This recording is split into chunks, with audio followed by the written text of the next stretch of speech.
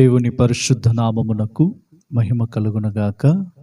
యేసుక్రీస్తు వారి నామములో మరొకసారి కూడా ప్రేమాభివందనములను తెలియజేస్తూ ఉన్నాను.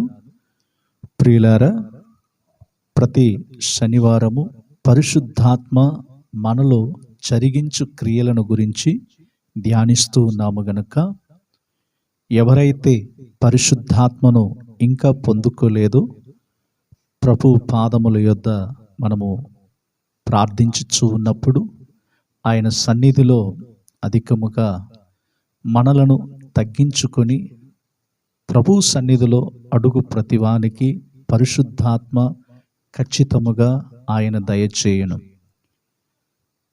నేడు పరిశుద్ధాత్మ లేని వారు పరిశుద్ధాత్మను పొందుకోవాలని ఈ వర్తమానముల ద్వారాగా నేను మీకు తెలియజేస్తూ ఉన్నాను.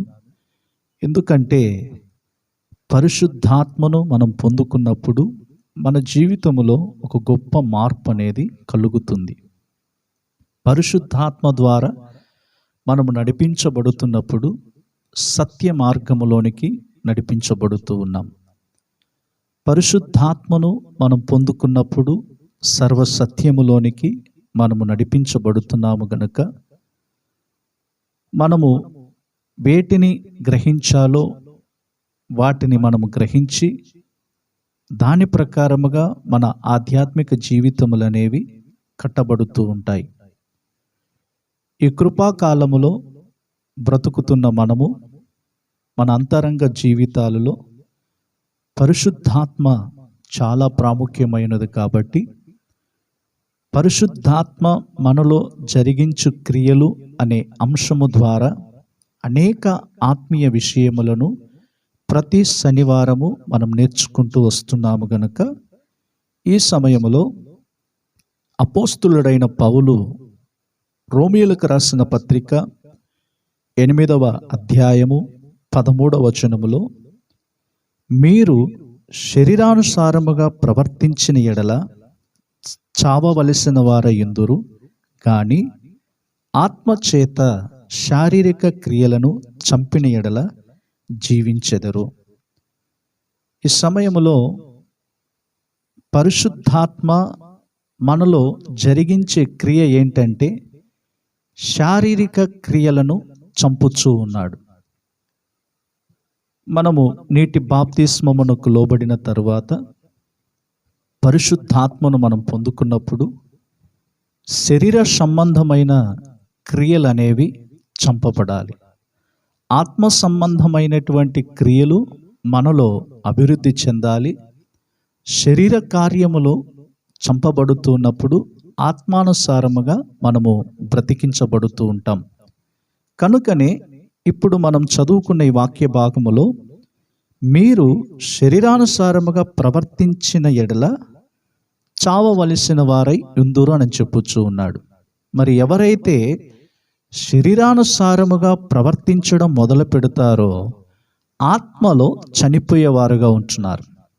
ఆత్మీయ కార్యములు వారి జీవితములలో చచ్చిపోయే స్థితిలో వారు కనబడుతూ ఉంటారు. కనుకనే దేవుని పిల్లలమైన మన జీవితాలలో శరీరానుసారముగా ప్రవర్తించే కార్యములు ఏవైతే ఉన్నవో వాటిని మనము విడిచిపెట్టాలి. ఒక వ్యక్తి మారు మనసు పొందిన తరువాత, నీటి బాప్తిస్మమునకు లోబడిన తరువాత, పరిశుద్ధాత్మ చేత నింపబడుతూ దేవుని రాకడ కొరకు సిద్ధపడుతున్న క్రైస్తవ సంఘం అనేది శరీర కార్యములను విడిచిపెట్టి ఆత్మానుసారమైనటువంటి మనసు కలిగిన వారుగా ఉండాలని వాక్యము మనకు బోధిస్తూ ఉన్నది. కనుకనే అపోస్తులుడైన పౌలు గలతీ పత్రికలో 5వ అధ్యాయము 17వ వచనములో మనం గమనించినప్పుడు, శరీరము ఆత్మకును ఆత్మ శరీరమునకును విరోధముగా అపేక్షించును, ఇవి ఒకదానినొకటి వ్యతిరేకముగా ఉన్నవి గనుక మీరేవి చేయ నిశ్చయింతురో వాటిని చేయకుందురు. ఇక్కడ ఆత్మానుసారముగా మనము గమనించినప్పుడు ఆత్మకు శరీరము, శరీరము ఆత్మకు విరోధముగా పోరాడుచు ఉన్నట్లుగా మనం చూస్తూ ఉన్నాం. కనుకనే ఎవరైతే ఆత్మీయ కార్యములను చేయాలని పూనుకుంటారో ఈ శరీరం అనేది సహకరించదు. శరీర కార్యములను చేసేటువంటి వారికి ఆత్మీయత అనేది తెలియదు. నేడు చాలామంది ఆత్మీయులుగా ఉన్నట్లుగా భ్రమలో బ్రతుకుతుంటాము, కానీ ఆత్మీయ క్రియలనేవి మనలను చూసినప్పుడు తెలుస్తుంటుంది. శరీర కార్యములను జరిగిస్తూ మేము ఆత్మీయులము అని మనము ఒకవేళ వెలుపటి క్రియలను మనం ప్రజలకు ఒకవేళ చూపిస్తూ ఉండవచ్చేమో, కానీ ఆత్మీయ కార్యములనేవి మన జీవితంలో ఎల్లప్పుడూ కూడా కలిగి ఉండాలి. కనుకనే ఆత్మకు శరీరము విరోధముగాను, శరీరము ఆత్మకు విరోధముగాను ఎల్లప్పుడూ పోరాటం అనేది జరుగుతూ ఉంటుంది. మరి ఈ పోరాటములో మనం జయం పొందాలి. ఇది ఒక ఆత్మీయ యుద్ధమును సూచించుచూ ఉన్నది. ఆత్మీయ యుద్ధములో చాలామంది ఓడిపోతూ ఉంటారు. శరీర ప్రకారమైనటువంటి యుద్ధములను జరిగించడానికి మానవులు ఏ విధముగా సిద్ధపాటు కలిగి ఉంటారో, అలాగే ఆత్మ సంబంధమైనటువంటి యుద్ధం అనేది ఆత్మీయ యుద్ధములో మనము ఓడిపోకుండానట్లు ఎఫెసీయులకు రాసిన పత్రిక 6వ అధ్యాయములో మనము గమనించుచూ ఉన్నాం. 10వ వచనము నుండి గమనించినట్లయితే, ఆత్మ సంబంధమైనటువంటి ఈ క్రైస్తవ ఆత్మీయ పోరాటములో మనం ఓడిపోకుండానట్లు వాటిని మనము ధరించుకుని ఆత్మీయ యుద్ధములో అనగా ఈ పోరాటములో మనం ఓడిపోకుండా జయం పొందడానికి ఇది మనకు చాలా ప్రాముఖ్యమైనది. కనుకనే దేవుని పిల్లలు పరిశుద్ధాత్మను మనం పొందుకుంటూ ఉన్నప్పుడు ఈ పరిశుద్ధాత్మ ద్వారా మనకు శరీర క్రియలను చంపడానికి సహాయపడుతూ ఉన్నది. శరీర క్రియలను విడిచిపెట్టి ఆత్మ సంబంధమైన కార్యములను మనము కొనసాగించే వారముగా ఉంటున్నాం.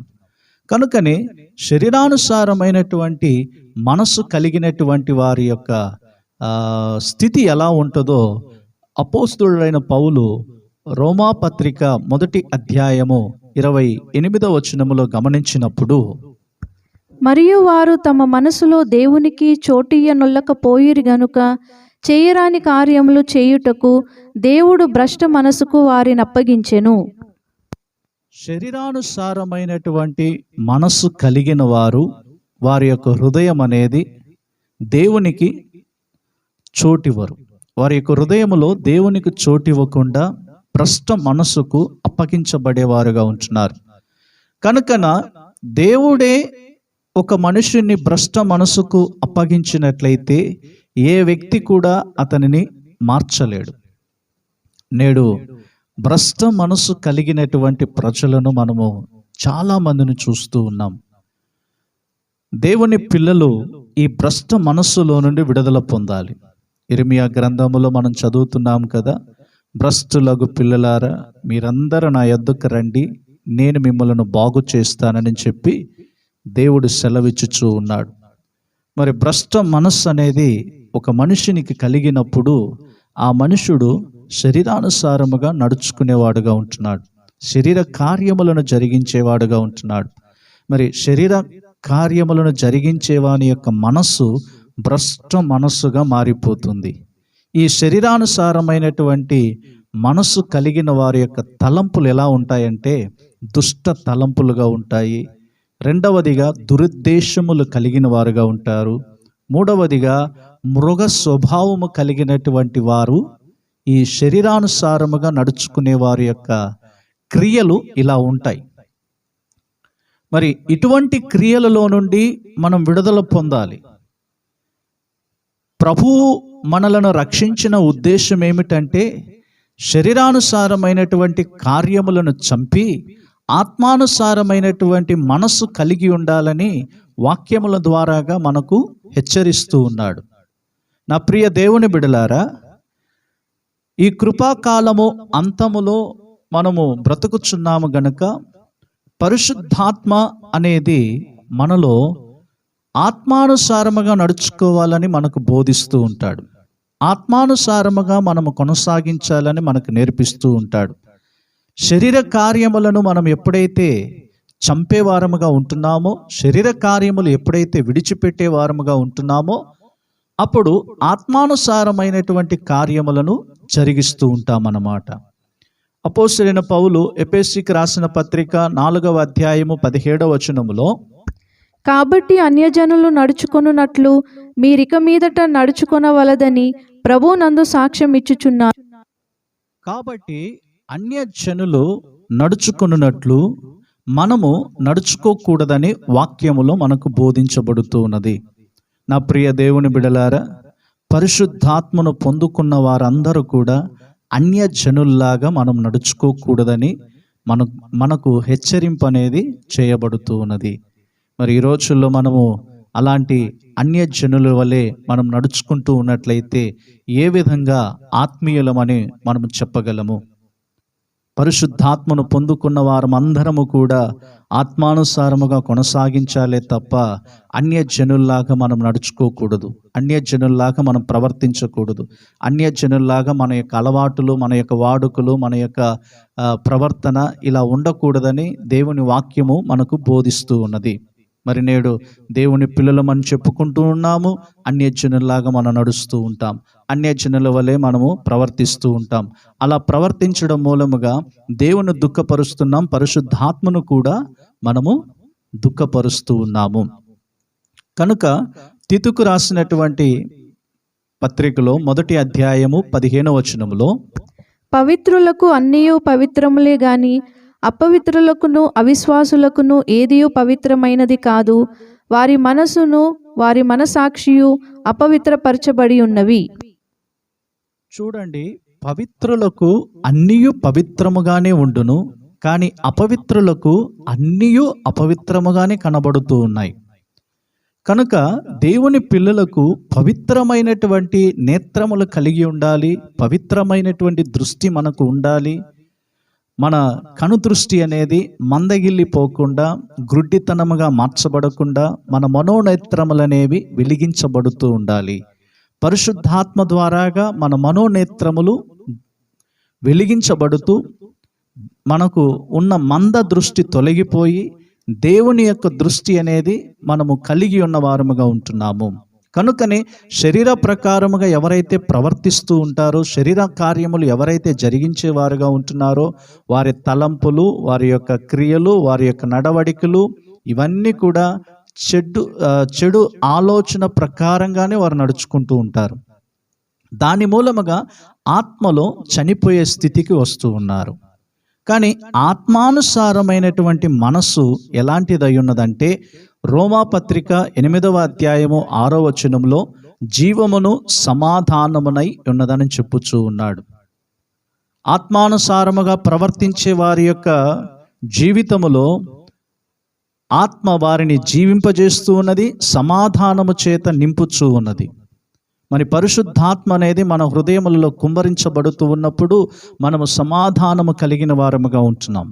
పరిశుద్ధాత్మ చేత మనం నింపబడుచూ ఉన్నప్పుడు మన ఆత్మ క్షేమాభివృద్ధికరముగా మార్చబడుతూ ఉన్నది. మన అంతరంగ పురుషుడు సమాధానముతో నిండి ఉంటాడు.